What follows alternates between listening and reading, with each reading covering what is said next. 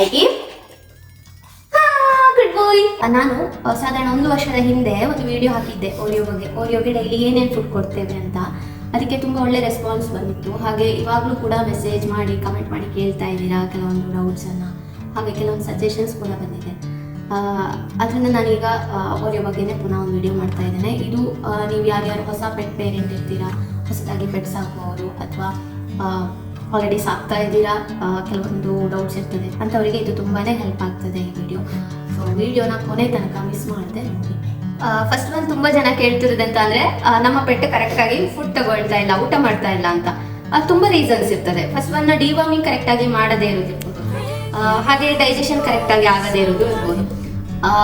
ಡಿವಾರ್ಮಿಂಗು first ಪಪ್ಪಿ ಇರುವಾಗ ಅಂದರೆ ಒಂದು 90 ಡೇಸ್ ಒಳಗಡೆ ಇರುವಾಗ ನಾವು ಎವ್ರಿ ಮಂತ್ ಡಿವಾರ್ಮಿಂಗ್ ಸಿರಪ್ ಕೊಡಬೇಕಾಗ್ತದೆ. ಆಮೇಲೆ ಅದನ್ನ ಜಾಸ್ತಿ ಅಂದರೆ 2 ಮಂತ್ಸ್ 3 ಮಂತ್ಸ್ ಆಮೇಲೆ 6 ಮಂತ್ಸಿಗೆ ಒಂದ್ಸಲ ಹಾಗೆ ಕೊಡಿಸ್ಬೇಕಾಗ್ತದೆ. ನೆಕ್ಸ್ಟ್ ಒಂದು ಡೈಜೆಷನ್ ಕರೆಕ್ಟಾಗಿ ಆಗ್ತಾ ಇಲ್ಲ, ಮೋಷನ್ ಕರೆಕ್ಟಾಗಿ ಪಾಸ್ ಮಾಡ್ತಾ ಇಲ್ಲ, ಅದು ವಾಮಿಟಿಂಗ್ ಆಗ್ತಾ ಇದೆ ಅಂತ ಇದ್ರೆ ಡಿಜಿಟಾನ್ ಕೊಡ್ಬೋದು. ಹಿಮಾಲಯದವ್ರದ್ದು ಡಿಜಿಟಾನ್ ಸಿರಪ್ ಅಂತ ಬರ್ತದೆ, ಡ್ರಾಪ್ಸ್. ಅದು ಫಸ್ಟ್ ಪಪ್ಪಿ ಇರುವಾಗ, ಆಮೇಲೆ ಸಿರಪ್ ಸಿಗ್ತದೆ, ಅದನ್ನ ಕೊಡ್ಬೋದು. ಅದು ಒಳ್ಳೆ ರಿಸಲ್ಟ್ ಕೊಡ್ತದೆ. ಆಮೇಲೆ ಡೈಲಿ ಕೊಡೋದಿದ್ರೆ ಲಿವರ್ ಟಾನಿಕ್ ಕೊಡ್ಬೋದು. ನಾವು ಓರಿಯೋಗೆ ಕೊಡ್ತಿದ್ವಿ ಸ್ಟಾರ್ಟಿಂಗ್, ಇವಾಗ ಕೊಡ್ತಾ ಇಲ್ಲ. ಒಂದು ಎಲ್ಲ ಫುಡ್ ಆಮೇಲೆ ಒಂದು ಆ್ಯಕ್ಟಿವಿಟೀಸ್ ಎಲ್ಲ ನಾರ್ಮಲ್ ಆಗಿದೆ. ಸೊ ಇವಾಗ ಅದನ್ನ ಪ್ರೆಸೆಂಟ್ ಸ್ಟಾಪ್ ಮಾಡಿದ್ದೇವೆ. ಲಿವರ್ ಟಾನಿಕ್ ಡೈಲಿ ಕೊಡ್ಬೋದು. ಆಮೇಲೆ ಫುಡ್ಡಲ್ಲಿ ವೆಜಿಟೇಬಲ್ಸನ್ನು ಜಾಸ್ತಿ ಇನ್ಕ್ಲೂಡ್ ಮಾಡ್ತಾ ಇರ್ತೇವೆ ನಾವು.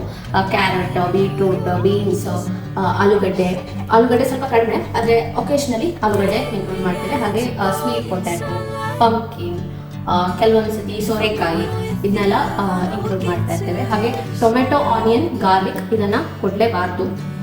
ಆಮೇಲೆ ಫ್ರೂಟ್ಸ್ ಬಂದು ಪಪ್ಪಾಯ, ಬಾಳೆಹಣ್ಣು, ಮ್ಯಾಂಗೋ, ಆ್ಯಪಲ್ ಇದೆಲ್ಲ ಒಳ್ಳೇದು. ಓರಿಯೋ ಅಂತೂ ಕಾಂಪಿಟಿಷನ್ ಇಟ್ಟು ತಿಂತಾನೆ ಇದನ್ನೆಲ್ಲ. ಅವನಿಗೆ ನಾವು ಯಾವಾಗಲೇ ಫ್ರೂಟ್ಸ್ ಎಲ್ಲ ತಿಂತಿದ್ರು ಅವನಿಗೆ ಕೊಡಲೇಬೇಕು, ಇಲ್ಲಾಂದರೆ ಕೇಳೋದೇ ಇಲ್ಲ. ಹಾಗೆ ಊಟ ಮಾಡುವಾಗಲೂ ಅಷ್ಟೇ ಅವನಿಗೆ ಸ್ವಲ್ಪ ತರಕಾರಿ ಹಾಕ್ತೇವೆ. ಪ್ಲೇನ್ ರೈಸ್ ಅಂತ ಕೊಡೋದು ತುಂಬ ಕಡಿಮೆ. ಆಮೇಲೆ ಇನ್ನೊಂದು ನಮಗೆ ಪ್ಲಸ್ ಪಾಯಿಂಟ್ ಆಗಿರೋದು ಅಂತ ಅಂದರೆ ಅವನಿಗೆ ಪೆಡಿಗ್ರಿ ಅಷ್ಟೊಂದು ಇಷ್ಟ ಆಗ್ತಾಯಿಲ್ಲ. ಪೆಡಿಗ್ರಿ ಅಂದರೆ ಕಿಬಲ್ಸ್, ಅದು ಯಾವುದೇ ಆಗಿರ್ಬೋದು, ಪೆಡಿಗ್ರಿ, ರಾಯಲ್ ಕೆನೆನೋ, ರೂಲ್ಸ್ ಔಟ್ ಬರ್ತದೆ, ಯಾವುದೇ ಇರ್ಬೋದು. ಅವನು ಅಷ್ಟು ಅಂತ ಇಷ್ಟಪಟ್ಟು ತಿಂತಾ ಇಲ್ಲ. ಅವನಿಗೆ ತರಕಾರಿ ಅಥವಾ ಫ್ರೂಟ್ಸ್ ಹಾಕಿ ರೈಸ್ ಕೊಟ್ಟರೆ ಚೆನ್ನಾಗೇ ತಿಂತಾ ಇದ್ದಾನೆ. ಆಮೇಲೆ ಇನ್ನೊಂದು ನೋಟಿಸ್ ಮಾಡಬೇಕಾಗಿರೋದು ಅಂತ ಅಂದರೆ ಪೆಟ್ಸಿಗೆ ಫಸ್ಟ್ ಊಟ ಮಾಡಬೇಕಂತ ಒಂದು ಗೊತ್ತಿರಬೇಕಾಗ್ತದೆ. ಅವ್ರಿಗೆ ಅದು ಸ್ಟಾರ್ಟಿಂಗ್ ಗೊತ್ತಿರೋದಿಲ್ಲ, ಊಟ ಯಾವಾಗ ಮಾಡಬೇಕು, ಯಾವ ಟೈಮಲ್ಲಿ ಮಾಡಬೇಕು ಅಂತ ಗೊತ್ತಿರೋದಿಲ್ಲ. ಅದನ್ನ ನಾವು ಅವ್ರಿಗೆ ಗೈಡ್ ಮಾಡಬೇಕು. ನಮಗೆ ಸ್ಟಾರ್ಟಿಂಗ್ ಆ ಎಕ್ಸ್ಪೀರಿಯನ್ಸ್ ತುಂಬ ಸತಿ ಆಗಿದೆ. ಯಾಕೆಂದರೆ ಮೊದಲು ನಾವೀಗ ಹೊಸ ಮನೆಗೆ ಶಿಫ್ಟ್ ಆಗಿದ್ದೀವಿ. ಹಳೆ ಮನೆಯಲ್ಲಿದ್ದಾಗ ಏನಾಗ್ತಿತ್ತು ಅಂದರೆ ನಮ್ಮದು ಕಿಚನ್ ಸಪರೇಟ್ ಇತ್ತು, ಒಳಗಡೆ ಕಿಚನ್ ಮತ್ತು ಡೈನಿಂಗು. ಓರಿಯೋನ ಇನ್ನೊಂದು ಕಡೆ ಕಟ್ಟಿರ್ತಿದ್ವಿ. ಅಲ್ಲಿ ಅವನನ್ನು ಬಿಡ್ತಿದ್ದದ್ದು ತುಂಬ ಕಡಿಮೆ. ಯಾಕಂದರೆ ಮನೆಯಲ್ಲಿ ಜನ, ನಾವು ಹೊರಗಡೆ ಹೋಗ್ತಿದ್ರೆ ಅವನು ಹೊರಗಡೆ ಹೋಗ್ತಿದ್ದ. ಅವನಿಗೆ ಆಫ್ ಲೀಶ್ ಟ್ರೈನಿಂಗ್ ಆಗಲಿಲ್ಲ ಇನ್ನು, ವಿತ್ ಲೀಶ್ ಅಷ್ಟೇ. ಸೊ ಅವನು ಎಸ್ಕೇಪ್ ಆಗಿ ಓಡಿದ್ರೆ ಅವನನ್ನು ಕರ್ಕೊಂಡು ಬರೋದೇ ದೊಡ್ಡ ತಲೆನೋವು ಆಗ್ತಿತ್ತು. ಅದಕ್ಕೆ ಅವ್ನು ಯಾವಾಗಲೂ ಹೆಚ್ಚಾಗಿ ಕಟ್ಟಿರ್ತಿದ್ವಿ. ಸೊ ಅವನಿಗೆ ಕಿಚನಲ್ಲಿ ಡೈನಿಂಗಲ್ಲಿ ಏನಾಗ್ತಿದೆ ಅಂತ ಅವನಿಗೆ ಗೊತ್ತಿಲ್ಲ.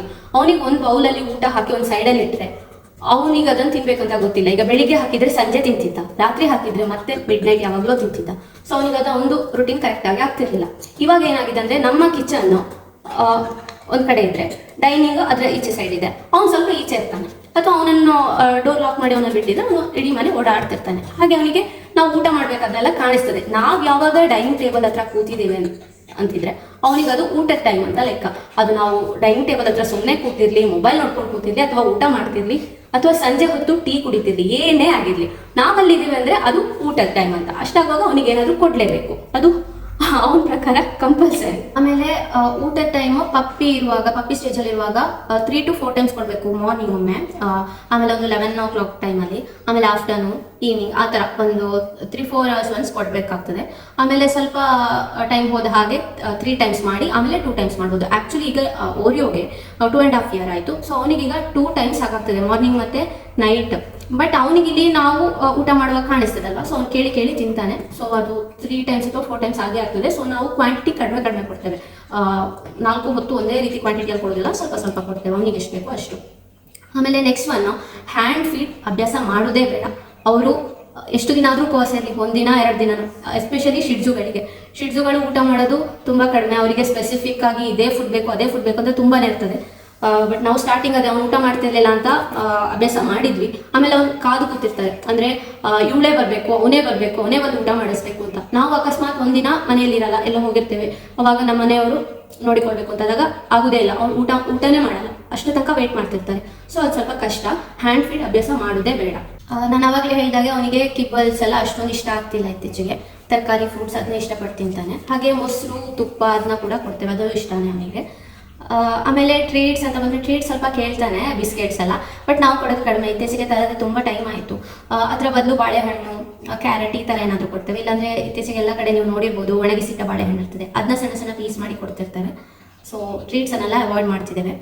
ನೆಕ್ಸ್ಟ್ ತುಂಬ ಜನ ಕೇಳಿರೋದು ಅಂತಂದರೆ, ಓರಿಯೋ ಮನೆಯಲ್ಲೇ ಇರ್ತಾನೆ, ಬಿಟ್ಬಿಟ್ಟಿರ್ತೀರಾ, ಅವನು ಸೋಫಾ ಅಥವಾ ಬೇರೆ ಬೇರೆ ಫರ್ನಿಚರ್ಸ್ನನ್ನು ಹಾಳು ಮಾಡಲ್ವಾ ಅಂತ. ಖಂಡಿತ ಇಲ್ಲ, ಅವನಿಗೆ ಅಷ್ಟು ಅಭ್ಯಾಸ ಆಗಿದೆ, ಅವನು ಅಷ್ಟು ನೀಟಾಗಿರ್ತಾನೆ. ಆ ಥರ ಫರ್ನಿಚರನ್ನೆಲ್ಲ ಹಾಳು ಮಾಡ್ತಾ ಇದ್ದಾರೆ, ತುಂಬ ಬೈಟ್ ಮಾಡ್ತಾ ಇದ್ದಾರೆ ಅಂತಾದರೆ ನಾವು ಅವಾಗ ಏನು ಮಾಡಬೇಕು ಅಂದರೆ ಅವ್ರನ್ನ ಆದಷ್ಟು ಡೈವರ್ಟ್ ಮಾಡಬೇಕು. ಹಾಗೆ ಅವ್ರನ್ನ ಯಾವಾಗಲೂ ಒಂದು ಎಂಟರ್ಟೈನ್ ಆಗಿರಲಿಕ್ಕೆ ಆಟ ಆಡಿಸ್ತಾ ಇರಬೇಕು. ಫಾರ್ ಎಕ್ಸಾಂಪಲ್ ಈ ಥರ ಟಾಯ್ಸ್ ಕೊಡ್ಬೋದು. ಬಟ್ ಈ ಥರ ಟಾಯ್ಸ್ ಕೊಟ್ಟರೆ ನಾವು ಅವರನ್ನು ಮಾನಿಟರ್ ಮಾಡ್ತಾ ಇರಬೇಕು. ಯಾಕಂದರೆ ಅಷ್ಟು ಕಚ್ಚು ಅಭ್ಯಾಸ ಇರೋರು ಇದನ್ನೇ ಕಚ್ಚಿ ನೂಗ್ತಾರೆ. ಸೊ ಆದಷ್ಟು ನೋಡ್ತಾ ಇರಬೇಕು. ಆಮೇಲೆ ಹೊಡಿಬಾರ್ದು. ಕೆಲವೊಬ್ರು ಓಕೆ ನೀನು ಅದು ಹಾಳು ಮಾಡಿದೀಯಾ ಅಂತ ತುಂಬ ಹೊಡಿತಾರೆ. ಆವಾಗ ಏನಾಗ್ತದೆ ಅಂದರೆ ನಾಯಿಗಳು ರ್ಯಾಶ್ ಆಗ್ತದೆ, ತುಂಬ ಅಂದರೆ ತುಂಬ ರ್ಯಾಶ್ ಆಗ್ತದೆ. ಮನೆ ಯಜಮಾನರ ಮೇಲೇ ಕಚ್ಚಲಿಕ್ಕೆಲ್ಲ ಬರ್ತಾರೆ. ಯಾವಾಗ ನಾಯಿಗಳು ಮನೆ ಯಜಮಾನಿಗೆ ಕಚ್ತದೆ ಅಂತಂದರೆ ಅವರು ತುಂಬ ಹೊಡೆದಿದ್ದಾರೆ, ಅವರಿಗೆ ತುಂಬ ರ್ಯಾಶ್ ಆಗಿದ್ದಾರೆ ಅಂತ ಆದಾಗ. ಸೊ ನಾವೆಂತ ಮಾಡಬೇಕಂದ್ರೆ ಸ್ವಲ್ಪ ಜೋರು ಮಾಡಬೇಕು. ಈ ಥರದ ಒಂದು ಸಪೂರವಾಗಿರುವಂಥ ಸ್ಟಿಕ್ ತಗೊಳ್ಬೇಕು, ಸ್ವಲ್ಪ ಜೋರು ಮಾಡಬೇಕು. ಇದನ್ನು ನೋಡಿದ ತಕ್ಷಣ ಅವ್ರು ಹೆದರಬೇಕು, ಬಟ್ ಹೊಡಿಬಾರ್ದು. ಈಗ ನೋಡಿ, ನಾನು ಹೀಗೆ ಮಾಡಿದ್ರೆ ಅವ್ನು ಅಂದರೆ ಆಟ ಆಡ್ತಿರ್ತಾನಂತಾದರೆ ಹೀಗೆ ಮಾಡಿದರೆ ಸುಮ್ಮನೆ ಕೂತ್ಕೊಳ್ತಾನೆ ಅವನು, ಜಸ್ಟ್ ಅಷ್ಟೇ. ನಾವು ತುಂಬ ಜೋರಾಗಿ ಏಟೆಲ್ಲ ಕೊಡಬಾರ್ದು, ಕೊಟ್ಟರೆ ಫುಲ್ ರ್ಯಾಶ್ ಆಗ್ತಾರೆ. ಅದು ಯಾವುದೇ ಬ್ರೀಡ್ ಇರಲಿ, ಶಿಡ್ಸು ಟಾಯ್ ಬ್ರೀಡ್ ಹೌದು, ಆದರೆ ನಾವು ಅವ್ರನ್ನ ಯಾವ ರೀತಿ ಟ್ರೈನ್ ಮಾಡ್ತೇವೆ ಅಂತ ಹೇಳೋದ್ರ ಮೇಲೆ ಡಿಪೆಂಡ್ ಆಗಿರ್ತದೆ. ಆ್ಯಂಡ್ ಕೆಲವೊಬ್ರು ತೆಂಗಿನ ಚಿಪ್ಪು ಕೊಡ್ತಾರೆ ಕಚ್ಚಲಿಕ್ಕೆ. ಸೊ ಫರ್ನಿಚರ್ ಎಲ್ಲ ಕಚ್ಚೋದಿಲ್ಲ ಅಂತ. ಹೌದು, ಅದು ವರ್ಕ್ ಆಗ್ತದೆ. ಆದರೆ ತೆಂಗಿನ ಚಿಪ್ಪೆಲ್ಲ ಕೊಡ್ತಿದ್ರೆ ನಾವು ಯಾವಾಗಲೂ ಅವ್ರನ್ನ ಮಾನಿಟರ್ ಮಾಡ್ತಾನೆ ಇರಬೇಕು. ಯಾಕಂದರೆ ಅದು ಮಿಸ್ ಆಗಿ ಹೊಟ್ಟೆ ಒಳಗಡೆ ಹೋದರೆ ಮಿಡ್ಲಲ್ಲಿ ಬ್ಲಾಕ್ ಆಗುವ ಚಾನ್ಸಸ್ ಇರ್ತದೆ. ಅದರಿಂದ ಇಂಟರ್ನಲ್ ಬ್ಲೀಡಿಂಗ್ ಆಗಿ ಡೆತ್ ತನಕ ಹೋಗ್ಬೋದು. ಸೊ ಅದನ್ನ ಜಾಗ್ರತೆಯಿಂದ ನೋಡ್ಕೊಳ್ಬೇಕು. ರಾ ಹೈಟ್ ಬೋನ್ ಯೂಸ್ ಮಾಡ್ಬೋದಾ ಅಂತ ಕೇಳಿದರೆ ಅದು ಇಮಿಡಿಯೇಟ್ ಏನೂ ಪ್ರಾಬ್ಲಮ್ ಕೊಡೋದಿಲ್ಲ, ಬಟ್ ಲೇಟಾಗಿ ಪ್ರಾಬ್ಲಮ್ ಕೊಡ್ತದೆ. ಯಾಕಂದರೆ ಅದು ಕೂಡ ಫುಲ್ ಕರಗೋದಿಲ್ಲ, ಇಂಟರ್ನಲ್ಲಿ ಬ್ಲಾಕ್ ಆಗುವ ಚಾನ್ಸಸ್ ಇರ್ತದೆ. ಸೊ ಯಾಕಿಸ್ ಬೆಸ್ಟ್, ನೀವು ಆನ್ಲೈನ್ ಚೆಕ್ ಮಾಡ್ಬೋದು, ಶಾಪ್ಸಲ್ಲಿ ಕಡಿಮೆ ಸಿಗೋದು. ಆನ್ಲೈನಲ್ಲಿ ಯಾಕಿಸ್ ಅಂತ ಚೆಕ್ ಮಾಡಿದರೆ ಸಿಗ್ತದೆ, ಅದರಲ್ಲಿ ಫ್ಲೇವರ್ ಕೂಡ ಬರ್ತದೆ. ನೆಕ್ಸ್ಟ್ ಒನ್ ಪಾಟಿ ಆರ್ ಸುಸು ಟ್ರೈನಿಂಗ್. ಓರಿಯೋಗೆ ಈಗ ಚೆನ್ನಾಗಿ ಟ್ರೈನ್ ಮಾಡಿದ್ದೇವೆ. ಅದು ಸ್ಟಾರ್ಟಿಂಗಲ್ಲಿ ಡೇ ಟೈಮ್ 2 to 3 ಅವರ್ಸಿಗೆ ಒಂದ್ಸತಿ ಹೊರಗಡೆ ಕರ್ಕೊಂಡು ಹೋಗ್ತಾ ಇದ್ವಿ. ಅವಾಗ ಅವನು ಹೊರಗಡೆನೆ ನೀಟಾಗಿ ಎಲ್ಲ ಮುಗಿಸಿ ಬರ್ತಿದ್ದ. ಆಮೇಲೆ ಆ ಡ್ಯೂರೇಷನನ್ನು ಸ್ವಲ್ಪ ಕಡಿಮೆ ಮಾಡ್ತಾ ಬಂದ್ವಿ. ಆ್ಯಂಡ್ ಈಗ ಓರಿಯೋ ಬೇಕಿದ್ರೆ 8 to 10 ಅವರ್ಸ್ ಕೂಡ ಕಂಟ್ರೋಲ್ ಮಾಡ್ಕೊಳ್ತಾನೆ, ಯೂರಿನ್ ಹಾಗೆ ಪಾಟಿನ. ಅವನಿಗೆ ಆ ರೀತಿ ಟ್ರೈನ್ ಆಗಿದೆ. ನಾವು ಎಲ್ಲಾದರೂ ಹೊರಗಡೆ ಹೋಗಬೇಕು ಅಂತಿದ್ರೆ, ಅಂದರೆ ಅವನನ್ನು ಕರ್ಕೊಂಡು ಹೋಗ್ಲಿಕ್ಕೆ ಆಗದಂಥ ಪ್ಲೇಸ್, ಎಕ್ಸಾಂಪಲ್ ಫಂಕ್ಷನ್ಸ್ ಇರ್ಬೋದು ಅಥವಾ ಟೆಂಪಲ್ ಎಲ್ಲ ಹೋಗುವಾಗ ಮನೆಯಲ್ಲೇ ಬಿಟ್ಟು ಹೋಗ್ತಿದ್ದೀವಿ ಅಂತಿದ್ರೆ ವಾಶ್ರೂಮ್ಸ್ ಓಪನ್ ಇರ್ತೇವೆ. ಅವನಿಗೆ ಬೇಕಾದಾಗ ಹೋಗಿ ವಾಶ್ರೂಮ್ಗೆ ಹೋಗಿ ಬರ್ತಾನೆ. ಅಥವಾ ನಾವು ಬರೋಲ್ ತನಕ ಕೆಲವೊಂದ್ಸತಿ ಕಂಟ್ರೋಲ್ ಮಾಡಿಕೊಂಡು ಇರ್ತಾನೆ. ಸೊ ಅವನಿಗೀಗ ಚೆನ್ನಾಗಿ ಪ್ರಾಕ್ಟೀಸ್ ಆಗಿದೆ. ನೆಕ್ಸ್ಟ್ ಒನ್ ತುಂಬ ಜನ ಕೇಳ್ತಿದ್ದು, ಮೆಸೇಜಸ್ ಮಾತ್ರ ಅಲ್ಲ, ಎಲ್ಲರೂ ಹೋದಾಗ ಕೂಡ ಕೇಳ್ತಿದ್ರು, ಏನಂದರೆ ನೀವು ಓರಿಯೋನ ಮನೆಯೊಳಗಡೆನೇ ಬಿಡ್ತಾ ಇದ್ದೀರಾ, ಹೇರ್ ಫಾಲ್ ಆಗಲ್ವಾ ಅಂತ, ಗಲೀಜಾಗಲ್ವಾ ಮನೆಯೆಲ್ಲ ಅಂತ. ಖಂಡಿತ ಇಲ್ಲ, ಅವನಿಗೆ ಹೇರ್ ಫಾಲ್ ಆಗ್ತಾನೆ ಇಲ್ಲ. ಯಾಕಂದರೆ ಅವನ ಫುಡ್ ಹ್ಯಾಬಿಟ್ ಆ ಥರ ಇದೆ. ನಾವು ಅವನಿಗೆ ಸಿಕ್ ಫುಡ್ ಎಲ್ಲ ಕೊಡ್ತಾ ಇಲ್ಲ. ಮೇಯ್ನ್ ಆಗಿ ಹೇರ್ ಫಾಲ್ ಬರೋದು ಫುಡ್ಡಿಂದ, ಹಾಗೆ ಸ್ಕಿನ್ ಅಲರ್ಜೀಸ್ ಅಥವಾ ಟಿಕ್ಸ್ ಆ್ಯಂಡ್ ಫ್ಲೀಸ್ ಇದ್ದರೆ ಕೂಡ ಹೇರ್ ಫಾಲ್ ಬರ್ತದೆ. ಅವನಿಗೆ ಅದು ಯಾವುದು ಕೂಡ ಇಲ್ಲ. ಯಾಕೆ ಇಲ್ಲ ಅಂದರೆ ಅವನ ಫುಡ್ಡಲ್ಲಿ ನಾವು ಸಾಲ್ಟು ಸ್ಪೈಸಸ್ ಎಲ್ಲ ಯಾವುದೂ ಇನ್ಕ್ಲೂಡ್ ಮಾಡ್ತಾ ಇಲ್ಲ. ಸ್ಪೈಸಸಲ್ಲಿ ಕೆಲವೊಂದು ಸತಿ ಅರಶಿನ ಪುಡಿ ಹಾಕ್ತೇವೆ ಅಷ್ಟೇ, ಅದು ಇಂಡಿಕೇಟೆಡ್ ಪೆಟ್ಸಿಗೆ. ಅದು ಬಿಟ್ಟು ಉಪ್ಪು, ಚಿಲ್ಲಿ ಪೌಡರ್ ಆ ಥರದ್ದೆಲ್ಲ ಯಾವುದು ಹಾಕಿರುವಂಥದ್ದನ್ನು ನಾವು ಕೊಡೋದಿಲ್ಲ. ಫಾರ್ ಎಕ್ಸಾಂಪಲ್ ಇವಾಗ ಅವನಿಗೆ ದೋಸೆ ಕೊಡ್ತೇವೆ ಅಂತಿದ್ರೆ ಸಹ ನಮಗೆ ಏನು ದೋಸೆ ಹಿಟ್ಟು ಮಾಡ್ತಾ ಇದ್ದೇವೆ ಅಂದರೆ, ಇವಾಗ ನೀರು ದೋಸೆ ಅಂತಿದೆ ಅಲ್ವಾ, ಅದಕ್ಕೆ ಬರೀ ಅಕ್ಕಿ ಹಾಕ್ತೇವೆ. ಅಕ್ಕಿ ಮತ್ತು ಸ್ವಲ್ಪ ತೆಂಗಿನ ತುರಿ ಹಾಕ್ತೇವೆ. ತೆಂಗಿನ ತುರಿ ಕೂಡ ನಾಯಿಗಳಿಗೆ ಕೊಡ್ಬೋದು. ಸೊ ಆ ಹಿಟ್ಟು ಮಾಡಬೇಕಾದ್ರೆ ಉಪ್ಪು ಹಾಕದೆ ಅವನಿಗೆ ಸಪ್ರೇಟಾಗಿ ಎತ್ತಿಡ್ತೇವೆ. ಆ ಥರ ದೋಸೆ ಮಾಡೋದ್ರಿಂದ ಯಾವುದೇ ಹೇರ್ ಫಾಲ್ ಆಗೋದಿಲ್ಲ. ಇವಾಗ ನಮಗೇನು ದೋಸೆ ಮಾಡ್ತಿದ್ದೇವೆ ಸ್ಪೈಸಸ್ ಎಲ್ಲ ಹಾಕಿ ಅಥವಾ ಇನ್ನು ಬೇರೆ ಏನಾದರೂ ಇಂಗ್ರೀಡಿಯೆಂಟ್ಸ್ ಯಾವುದು ಅವ್ರಿಗೆ ಇಂಡಿಕೇಟೆಡ್ ಅಲ್ಲ, ಆ ಥರ ಇಂಗ್ರೀಡಿಯೆಂಟ್ಸನ್ನು ಹಾಕಿ ದೋಸೆ ಮಾಡಿ ಕೊಡ್ತೇವೆ ಅಂತ ಆದರೆ ಖಂಡಿತ ಹೇರ್ ಫಾಲ್ ಆಗ್ತದೆ. ಫಾರ್ ಎಕ್ಸಾಂಪಲ್ ಉದ್ದಿನ ದೋಸೆ ಇದನ್ನೆಲ್ಲ ನಾವು ಅವ್ರಿಗೆ ಕೊಡೋದೇ ಇಲ್ಲ. ಅವನಿಗೆ ಕೊಡೋದು ಹೆಚ್ಚಾಗಿ ನೀರು ದೋಸೆ, ಇಲ್ಲಾಂದರೆ ಬಾಳೆಹಣ್ಣು ದೋಸೆ, ಆ ಥರದ್ದು ಕೊಡ್ತೇವೆ. ನೆಕ್ಸ್ಟ್ ಒನ್ ಸ್ಕಿನ್ ಅಲರ್ಜೀಸ್, ಹಾಗೆ ಟಿಕ್ಸ್ ಮತ್ತು ಫ್ರೀಸ್. ಅದು ಮೂರಕ್ಕೂ ಕೂಡ ನಾವು ಮಾಡಬೇಕಾದ ಒಂದು ಕರೆಕ್ಟಾಗಿ ಬಾತಿಂಗ್, ಆಮೇಲೆ ಬ್ರಷ್ ಅಥವಾ ಕೋಂಬು. ಬಾತಿಗೆ ನಾವು ಯೂಸ್ ಮಾಡ್ತಾ ಇರೋದು ಹಿಮಾಲಯದು ಎರಿನಾ ಶಾಂಪು. ಅದರಿಂದ ಸ್ಕಿನ್ ಅಲರ್ಜಿ ಕೂಡ ಕಡಿಮೆ ಆಗ್ತದೆ ಇದ್ರೆ, ಹಾಗೆ ಟಿಕ್ಸ್ ಮತ್ತು ಫ್ಲೀಸ್ ಕೂಡ ಕಂಟ್ರೋಲಿಗೆ ಬರ್ತದೆ. ಅವನಿಗೆ ಇವಾಗ ಟಿಕ್ಸ್ ಮತ್ತು ಫ್ಲೀಸ್ ಯಾವುದೂ ಇಲ್ಲ, ನಾವು ಅವನನ್ನು ಹೊರಗಡೆ ಎಲ್ಲ ಕರ್ಕೊಂಡು ಹೋಗೋದು ತುಂಬ ಕಡಿಮೆ. ಸೊ ಅವನಿಗೆ ಟಿಕ್ಸ್ ಮತ್ತು ಫ್ಲೀಸ್ ಇದ್ದು ಪ್ರಾಬ್ಲಮ್ ಇಲ್ಲ. ಹಾಗೆ ಟಿಕ್ಸ್ ಮತ್ತು ಫ್ಲೀಸ್ ಬಂದರೆ ಏನು ಮಾಡಬೇಕು ಅಂತ ಒಬ್ರು ಕೇಳಿದ್ರಿ. ಅದಕ್ಕೆ ಏನಂದ್ರೆ ಅದೇ ಸೇಮ್ ಎರಿನಾ ಶಾಂಪು ಯೂಸ್ ಮಾಡ್ಬೋದು, ಹಿಮಾಲಯ ಕಂಪನಿಯದ್ದು. ಟಿಕ್ಸ್ ಮತ್ತೆ ಫ್ಲೀಸಿಗೆ ಸಪರೇಟ್ ಆಗಿ ಒಂದು ಟ್ಯಾಬ್ಲೆಟ್ ಬರ್ತದೆ, ತುಂಬಾ ಜನ ಪೆಟ್ಸಿಗೆ ಕೊಡ್ತಾರೆ. ಬಟ್ ನಾನು ಅಷ್ಟು ಸಜೆಸ್ಟ್ ಮಾಡೋದಿಲ್ಲ, ನಮಗೂ ಕೂಡ ಅಷ್ಟೇ ಡಾಕ್ಟರ್ ಬೇಡ ಅಂತ ಹೇಳಿದ್ರು. ಯಾಕಂದ್ರೆ ಅದು ಹೆವಿ ಪಾಯ್ಸನಸ್ ಆಗುತ್ತದೆ, ಪೆಟ್ಸಿನ ಕಿಡ್ನಿ ಮೇಲೆ ಡೈರೆಕ್ಟ್ ಆಗಿ ಎಫೆಕ್ಟ್ ಕೊಡ್ತದೆ. ಸೊ ಅದನ್ನ ಆದಷ್ಟು ಅವಾಯ್ಡ್ ಮಾಡಿ. ಅಂಡ್ ಟಿಕ್ಸ್ ಮತ್ತೆ ಫ್ಲೀಸ್ ಯಾವಾಗ ಜಾಸ್ತಿ ಅಂದ್ರೆ ಸಮ್ಮರ್ ಟೈಮಲ್ಲಿ. ಸೊ ಸಮ್ಮರ್ ಟೈಮಲ್ಲಿ ಆದಷ್ಟು ಕ್ಲೀನ್ ಆಗಿ ಇಟ್ಕೊಳ್ಳಿಕ್ಕೆ ಟ್ರೈ ಮಾಡಿ. ನಾವು ಓರಿಯೋನ ವೀಕ್ಲಿ ಒನ್ಸ್ ಅಂತೂ ಕಂಪಲ್ಸರಿ ಸ್ನಾನ ಮಾಡಿಸ್ತೇವೆ. ಸಾಧ್ಯ ಆದರೆ 2 to 3 times ಸ್ನಾನ ಮಾಡಿಸಿದ್ರು ಆಯಿತು. ಅಂದರೆ ಸ್ವಲ್ಪ ಜಾಸ್ತಿ ಕೊಳೆ ಆಗಿದೆ ಅಂತ ಅಥವಾ ಜಾಸ್ತಿ ಬೆವರಿದೆ ಅಂತ ಆದರೆ. ಆ್ಯಂಡ್ ಇನ್ನೊಬ್ರು ಕೇಳಿದ್ದು ಓರಿಯೋಗೆ ನೀವು ಮಾತಾಡೋದೆಲ್ಲ ಅರ್ಥ ಆಗ್ತದ ಅಂತ. ಎಸ್, ಡೆಫಿನೆಟ್ಲಿ ಅರ್ಥ ಆಗ್ತದೆ. ಎಷ್ಟು ಮಟ್ಟಿಗೆ ಅಂದರೆ ಅವನಿಗೆ ಬೆಕ್ಕು ಅಂದರೆ ತುಂಬ ಇಷ್ಟ ಆಯಿತಾ, ಅದ್ರ ಜೊತೆ ಆಟ ಆಡಬೇಕು ಅಂತಲ್ಲ. ಯಾವುದಾದ್ರೂ ಬೇರೆ ಬೆಕ್ಕು ಬಂತು ಅಂತಿದ್ರೆ ನಾವು ನಮ್ಮಷ್ಟು ಬೆಕ್ಕು ಬಂತು ಅಂತ ಹೇಳೋ ಹಾಗೂ ಇಲ್ಲ, ಜಸ್ಟ್ CAT ಅಂತ ಹೇಳ್ತೇವೆ. ಅಷ್ಟಾಗುವಾಗ ಅದು ಅವನಿಗೆ ಗೊತ್ತಾಗೋದಿಲ್ಲ, ಕೋಡ್ ವರ್ಡ್ ಥರ. ಬೇಕು ಅಂತ ಹೇಳಿದರೆ ನೋಡಿ ಎದ್ದು ಕೂತಾಯ್ತು ಆ ರೀತಿ ಮಾಡ್ತಾನೆ, ಇಲ್ಲಾಂದರೆ ಹೋಗಿ ಫುಲ್ ಹುಡ್ಕಾಡ್ತಿರ್ತಾನೆ ಎಲ್ಲಿದೆ ಅಂತ. ಹಾಗೆ ಇವನ್ ಕೆಲವೊಂದು ವರ್ಡ್ಸ್ ಇದೆ, ಕ್ಯಾರೆಟ್, ಬಾಳೆಹಣ್ಣು, ಐಸ್ ಕ್ರೀಮ್, ಅದು ಕೂಡ ಅಷ್ಟೇ ಅವನಿಗೆ ಬೇಗ ಗೊತ್ತಾಗ್ತದೆ. ಇನ್ನೊಬ್ರು ಕೇಳಿದ್ರಿ, ನಮ್ಮ ಶಿಡ್ಜುಮರಿಗೆ ಮೂಗು ಬ್ಲಾಕ್ ಆಗ್ತಾ ಇದೆ, ಏನು ಮಾಡಬೇಕು ಅಂತ. ಇದು ಶಿಡ್ಜುಗಳಿಗೆ ತುಂಬಾನೇ ಕಾಮನ್, ಇವನ್ ಓರಿಯೋಗೂ ಆಗ್ತಾ ಇರ್ತದೆ. ಹಾಗೆ ಅದು ಯಾಕೆ ಅಂದರೆ ಅವರ ನಾಸ್ಟ್ರಿಲ್ಸಲ್ಲಿ ಗ್ಯಾಪ್ ಕಡಿಮೆ ಇರ್ತದೆ. ಸೊ ನೋಸ್ ಬ್ಲಾಕ್ ಆಗ್ತದೆ.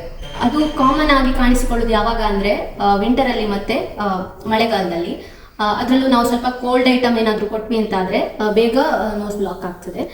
ನಾವು ಓರಿಯೋಗೆ ಜ್ಯೂಸ್, ಐಸ್ ಕ್ರೀಮ್ ಎಲ್ಲ ಏನೂ ಕೊಡೋದಿಲ್ಲ, ಬಟ್ ಕರ್ಡ್ ಕೊಡ್ತೇವೆ. ಕರ್ಡ್ ಇಲ್ಲಾಂದರೆ ಬಟರ್ ಮಿಲ್ಕ್, ಅದು ಸ್ವಲ್ಪ ಕೋಲ್ಡ್ ಇರ್ತದಲ್ವ, ಅದರಿಂದಾಗಿ ಅವನಿಗೆ ಕೆಲವೊಂದ್ಸತಿ ಹಾಗೆ ಕಾಣಿಸ್ಕೊಳ್ತದೆ. ಅವಾಗ ಏನು ಮಾಡಬೇಕು ಅಂದರೆ ಒಂದು ನೋಸ್ಟ್ರಿಲ್ನ ಈ ರೀತಿ ಕ್ಲೋಸ್ ಮಾಡಬೇಕು. ನಂಗೆ ಇವಾಗ ಅವನ ಹತ್ರ ತೋರಿಸ್ಲಿಕ್ಕೆ ಆಗೋದಿಲ್ಲ, ಯಾಕಂದರೆ ಸುಮ್ಮನೆ ಅವನ ಮೂಗ ಹತ್ರ ಹೋಗಿ ಹೀಗೆ ಮಾಡಿದ್ರೆ ಅವ್ನು ನನಗೆ ಕಸ್ಲಿಕ್ಕೆ ಬರ್ತಾನೆ. ಅದಕ್ಕೆ ಹೀಗೆ ಒಂದು ನೋಸ್ಟ್ರಿಲನ್ನು ಈ ರೀತಿ ಕ್ಲೋಸ್ ಮಾಡಬೇಕು, ಅವಾಗ ಇನ್ನೊಂದು ಓಪನ್ ಆಗ್ತದೆ. ಅದು ಯಾವುದು ಕ್ಲೋಸ್ ಆಗಿದೆ ಅಂತ ನೋಡಿಕೊಂಡು ಹೀಗೆ ಸ್ವಲ್ಪ ಜಸ್ಟ್ ಈ ರೀತಿ ಹಿಡ್ಕೊಂಡ್ರೆ ಸಾಕು. ಇನ್ನು ಇಬ್ರು ಕೇಳಿದ್ರು, ನಾವು ಮಂಗಳೂರಲ್ಲಿರೋದು, ಶಿಡ್ಜು ಸಾಕ್ತಾ ಇದ್ದೇವೆ, ಅವನಿಗೆ ಸೆಕೆ ತಡೀತಾ ಇಲ್ಲ, ಏನು ಮಾಡೋದು, ನೀವು ಹೇಗೆ ಮ್ಯಾನೇಜ್ ಮಾಡ್ತಾ ಇದ್ದೀರಾ, ನಿಮ್ಮದು ಮಂಗಳೂರೇ ಅಲ್ವಾ ಅಂತ.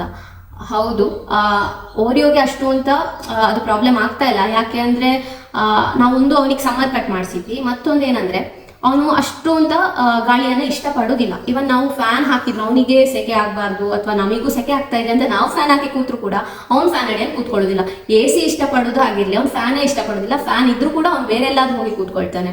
ಸೊ ನಮ್ಗೆ ಅದಷ್ಟು ಅಂತ ಮ್ಯಾಟರ್ ಆಗಲಿಲ್ಲ. ಇನ್ನು ಕೆಲವು ಶಿಡ್ಜುಗಳಿಗೆ ನನಗೆ ಗೊತ್ತು, ಅದು AC ಇದ್ರೆ AC ಅಡಿಯಲ್ಲೇ ಹೋಗಿ ಕೂತ್ಕೊಳ್ತಾರೆ, AC ಆಫ್ ಮಾಡಿದ ತಕ್ಷಣ ಇರಿಟೇಟ್ ಆ ಥರ ಮಾಡ್ತಾರೆ. ಇವನು ಅದೇನು ಮಾಡ್ತಾ ಇಲ್ಲ.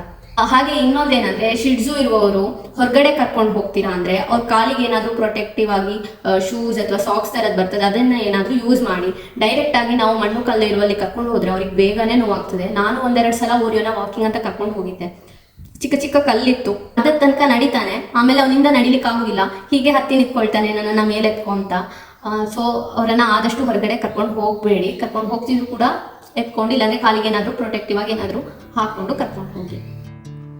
ನಿಮಗೆ ಇನ್ನೂ ಬೇರೆ ಏನಾದರೂ ಇನ್ಫಾರ್ಮೇಷನ್ ಬೇಕಿದ್ದರೆ ಅಥವಾ ಇನ್ನೂ ಏನಾದರೂ ಕೇಳಲಿಕ್ಕಿದ್ರೆ ಕಮೆಂಟ್ ಸೆಕ್ಷನಲ್ಲಿ ಕಮೆಂಟ್ ಮಾಡಿ, ನಾನು ಆನ್ಸರ್ ಮಾಡ್ತೇನೆ. ಹಾಗೆ ಈ ವಿಡಿಯೋ ಇಷ್ಟ ಆದರೆ, ಯೂಸ್ಫುಲ್ ಅಂತ ಅನಿಸಿದರೆ ಒಂದು ಲೈಕ್ ಮಾಡಿ, ಶೇರ್ ಮಾಡಿ. ಹಾಗೆ ನೀವು ನನ್ನ ಚಾನಲ್ನ ಇನ್ನೂ ಸಬ್ಸ್ಕ್ರೈಬ್ ಮಾಡಲಿಲ್ಲ ಅಂದರೆ ಈಗಲೇ ಸಬ್ಸ್ಕ್ರೈಬ್ ಮಾಡಿ. ನೆಕ್ಸ್ಟ್ ವಿಡಿಯೋದಲ್ಲಿ ಸಿಗ್ತೇನೆ.